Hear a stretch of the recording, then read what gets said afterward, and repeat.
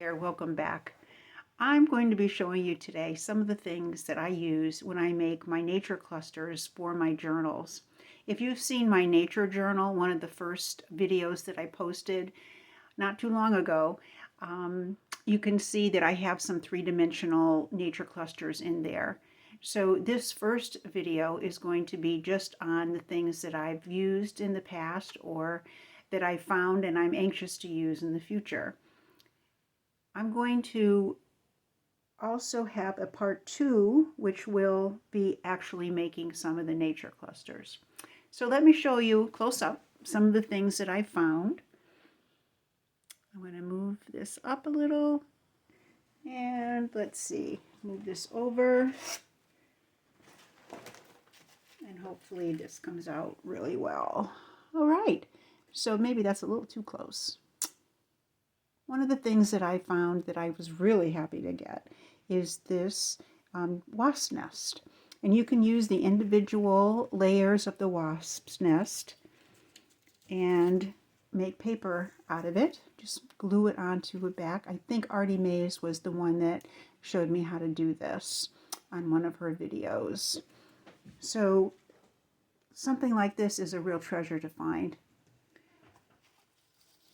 I went on a little hunt and found this paper birch bark, actually a whole bag of it. When I brought it home, I put it into a book to flatten it out a little bit. And then I realized, hey, this is paper. What else can I do with it? And I utilized it for stamping. Also, I ended up doing some embossing with embossing powder on it. However, be very careful because this is like paper and it can start a fire very, very easily. Downed trees is a very good place to find all sorts of fungus and things growing out of the rotting trees. Pretty cool. Here's some more.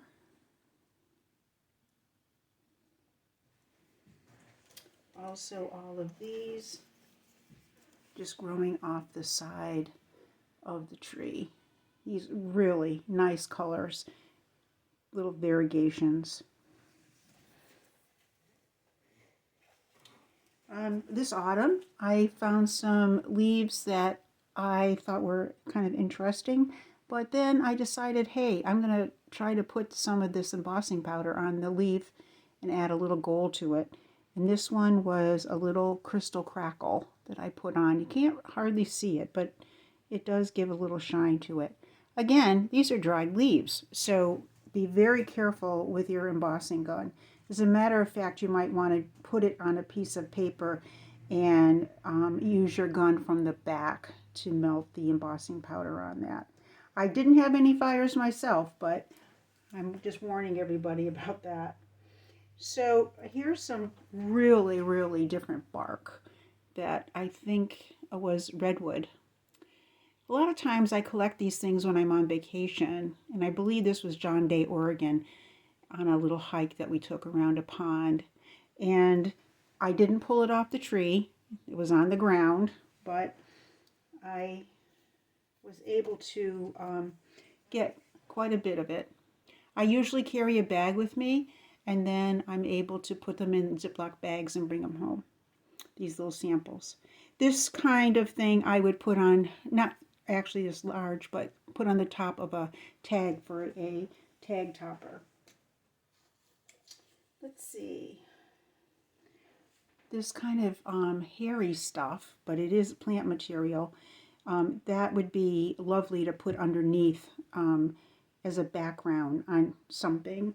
That would be kind of like this. I'm not really sure what it's called, to tell you the truth.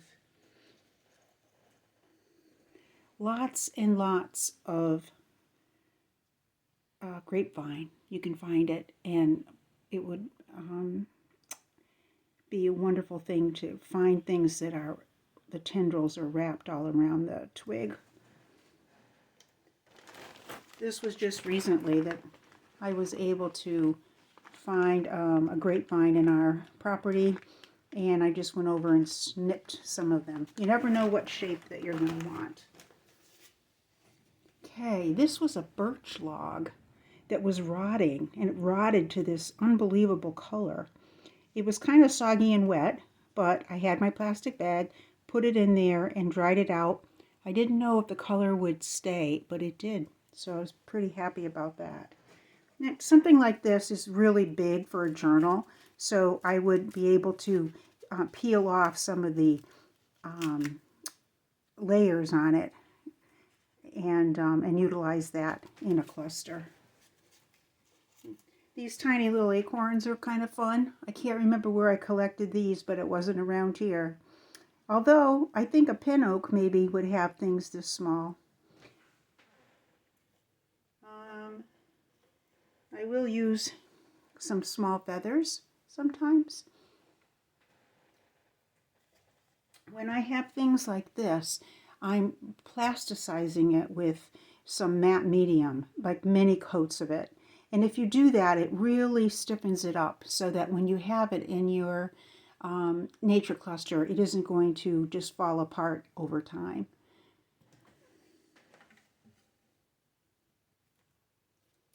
I've done a lot with dried flowers, things that I have pressed over time.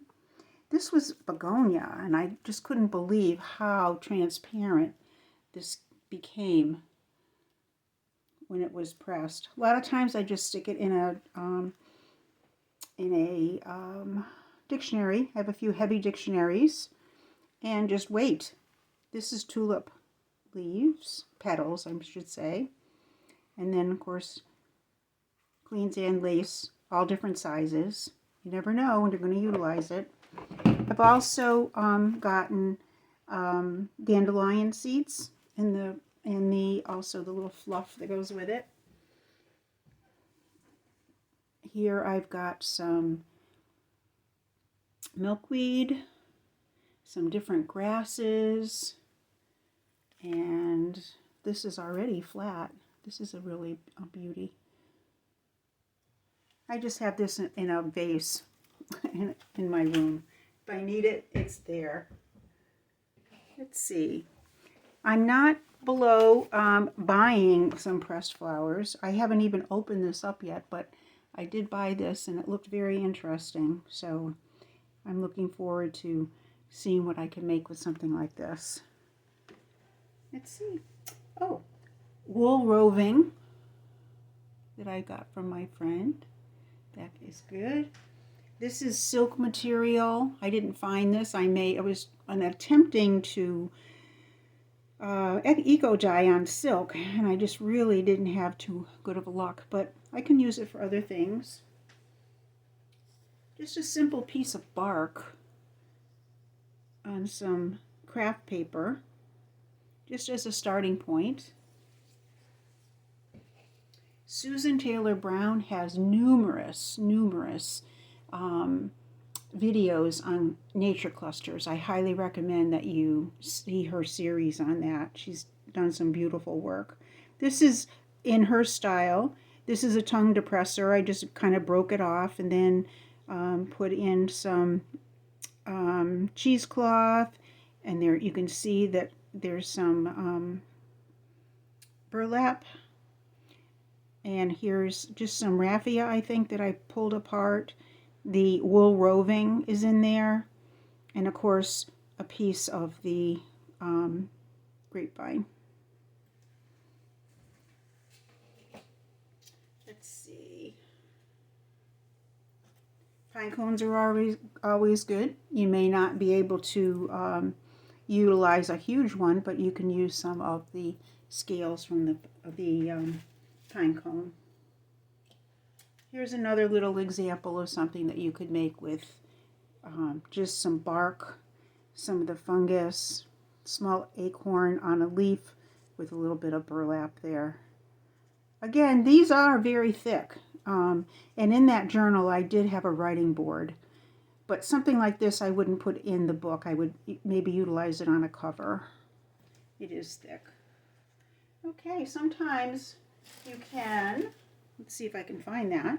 Sometimes you can use some other things on there that are quite unusual. I was putting my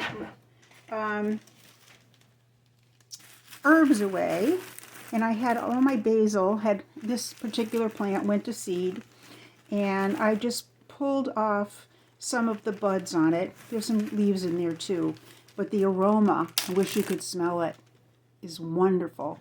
And you could put something like that in one of those small bags, and that wouldn't be too thick to put in a journal, and it adds a little bit to the journal itself. So anyway, if I come up with some other things, I'll show them on the next video, as we're going to be making some things together. This is one of the ways I keep things organized as much as I can. Some twigs, and I just used one of these to-go containers with some tiny little pieces. Kind of like making jewelry with all those beads, but it's nature clusters. All right, well, thanks for watching. I'll see you in part 2.